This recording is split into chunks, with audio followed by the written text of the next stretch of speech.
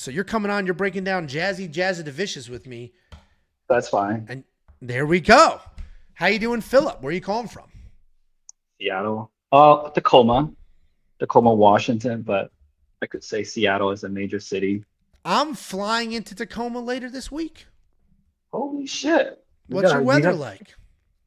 cold. Right now is really cold. Not a lot of snow. So far, so good. There you go. Usually, Yeah. usually this time of the year is pretty rainy, light Isn't it? drizzle Oh, isn't that everywhere. Seattle's thing? Just rainy as hell all the time, always.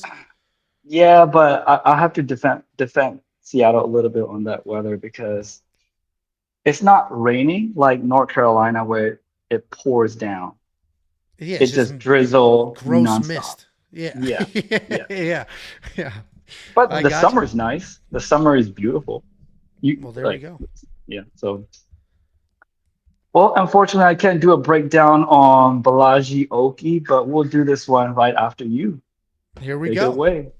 Next up at UFC Saudi Arabia, we have the first ever UFC female fight in Saudi Arabia. We got Jasmine Jasudavicius taking on Mayra Bueno Silva. Jasmine Jasudavicius 12-3 in her career, 4-1 in her last 5, and she is on a nice 4-fight win streak. She's taking on Mayra Bueno Silva, 10-4 in her career, 2-1 in her last 5. She is coming off that TKO loss to Macy Chasson, but that was a cut more so than it was a beat down, if you will. Jazzy, as we affectionately know her, is a nonstop wrestler. She looks to come forward. She will push a pace. She will strike. She'll engage on the feet, and then she'll work in her takedown. She's got good clinch work. She'll control the body. She'll throw heavy knees, and then she'll just shoot straight up doubles, run a single, and work some trips. She is a very accomplished wrestler. She wrestled long before her MMA career, and I like to point that out every time we break her down because that's important. There is a difference between some of these people who learn how to wrestle in fight camp and people who have been wrestling their entire life and then learn the other skills. Jasmine Jasudavicius is somebody that is learning the other skills, doing so somewhat rapidly, and she is coming off that dominant win over Ariane Lipski. You may see her listed as Ariane De Silva, where she had some takedowns, had the control, and absolutely destroyed everybody's over 2.5 by 2 whole seconds. She's taking on Mayra Bueno Silva. Mayra Bueno Silva is a pretty dangerous fighter. Striking's decent. The power's there. She's got good kicks. She likes to charge forward, just throw whatever the hell she can, and then try to get these fights to the ground. On the ground, she is very dangerous. The problem is, like a lot of others, while she has the skills on the ground, she doesn't have the skills to necessarily get it there. Takedowns kind of suck. Takedown defense isn't spectacular. She is one of the more dangerous women in the division, especially on the ground. And she is coming off that loss to Macy Chasson, where she was having success, and then that cut split her wide open, and the doctor stopped it. I love Jasmine here. I've picked Jasmine in a lot of fights. She's been in more than one safety parlay, either directly or the over 2.5. I've bet on her a ton of times, both as a dog and as a favorite. This fight early on, if you guys know this, I've been breaking down this event for about 3 weeks now. I did it during the break. And in this fight, I've been always picking Jasmine. I've been staying true to that pick.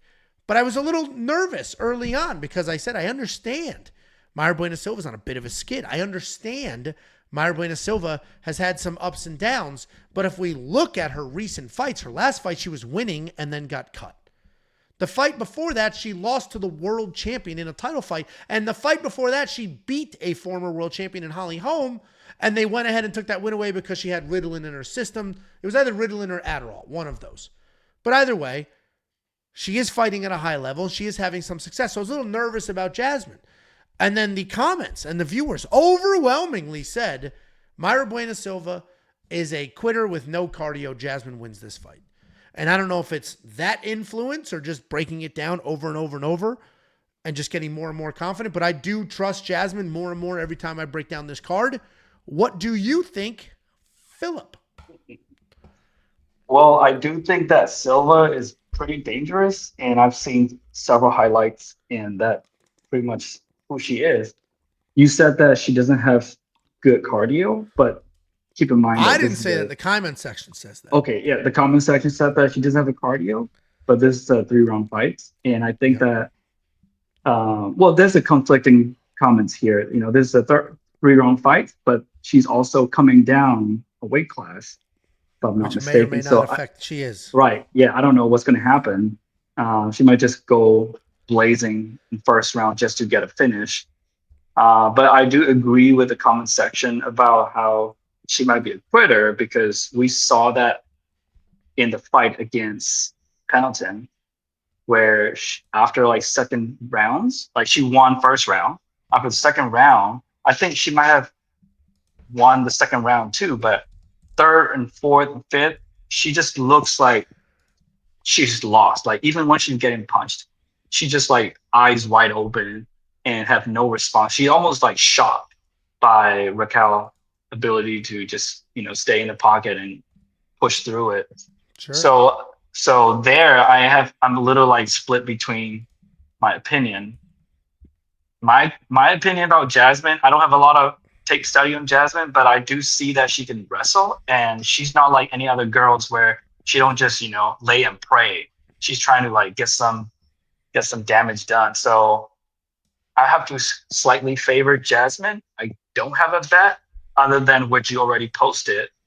I don't have her in parlays like some people would have parlays just because they see you guys bets.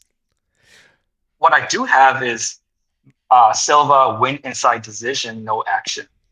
I think that might be a good sneaky play. We'll see how it goes. Depends on how she, present herself in this fight. Yeah, I can't. For Silva, I only went back and studied Raquel Pennington again. Yeah, I mean, it definitely could be win inside the distance decision, no action on Mayra Bueno Silva. Could be sneaky because Jasmine's not typically a finisher. She did just finish Ariane Lipski, but that's because Ariane Lipski's a striker who, when she was taken down, was a bit clueless. Ariana did have I thought she looked pretty good striking, and what ends up happening, though, is sometimes I get too nervous. Like I'm negative in nature while watching a fight. And while I'm a very positive guy for the most part, when I'm watching a fight and I have a bet, I'm a curmudgeon. She's going to lose. She looks like shit. I'm screwed. And that's what was sort of happening in that last fight with Jasmine, where I was like, man, she's getting touched up. This may not go well. And then luckily, it all came together. She got that fight to the ground. She got the finish. Mayra Bueno Silva probably doesn't get finished off of her back, right? Mayra Bueno Silva most likely can survive, do well, maybe even threaten Jasmine because her jiu-jitsu is so good. This could be a weird fight where Jasmine doesn't even want to get it to the ground because that's Myra's best chance to win this fight is on the ground. So Jasmine, who's the far better wrestler, may just stick to the striking. Same way she beat Miranda Maverick. She only had a couple of takedowns in that fight, and she just stuck to the striking and got it done. That's a very unfortunate freeze frame. I don't know if you could hear me. Right? Yeah, I can hear you. Yep. There we go. All right, unfrozen. Yeah, I think Silva. I was going to say Silva, even though you mentioned that she has more threats on the ground, I think that she might have some advantage in the clinch. Those Thai clinch, not really wrestling clinch where she's sniffing crouches, but in the break between the wrestling exchange, she might sneak in a little elbow and get the job done there. We don't really know. We don't really know how she's going to perform with the weight cut. The weight cut, I imagine the weight cut will negatively affect her because it is very hard, especially for a woman. Let's think about the body percentage. 10 pounds when you only weigh 135 pounds is a massive percentage. And it's not as if Mayra was thick, jiggly. So another 10 pounds is a tremendous weight cut. I mean, this fight could potentially even get canceled on the scale. I have no idea. I don't want to make assumptions. Maybe she cuts it flawlessly. But I imagine it will either affect her power or her cardio. And either one of those things being affected only benefits Jasmine. So I think coming down in weight is going to negatively affect Mayra Bueno Silva.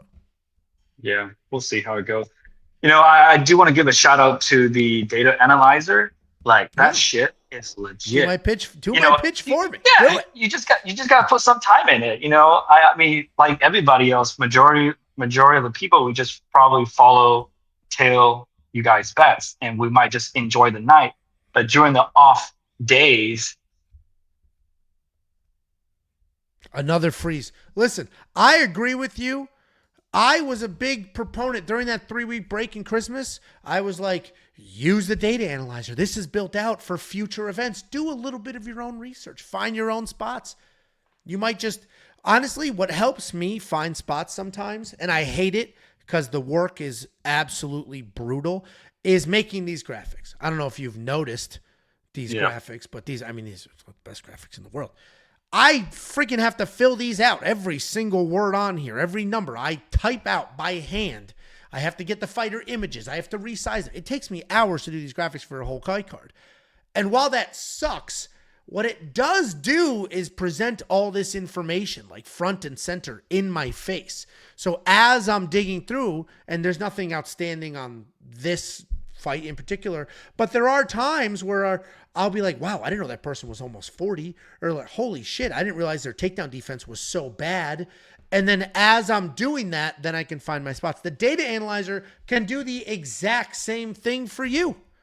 The data analyzer, as you work through it and as you see those data plot points right in your face, like, well, I didn't realize this. And then you can go ahead and find a spot. So thanks for doing a data analyzer pitch for me. You can use data analyzer right before the fight just to like find some props, especially, the total strikes or who's going to have a higher strike, who's going to have a lesser strike. And you can just click on the outcome and see. I always pick the outcome as in, if there's two options, I always pick the outcome, lose outcome, to see how much can they actually get a significant strike going. And then that's where I find those little props.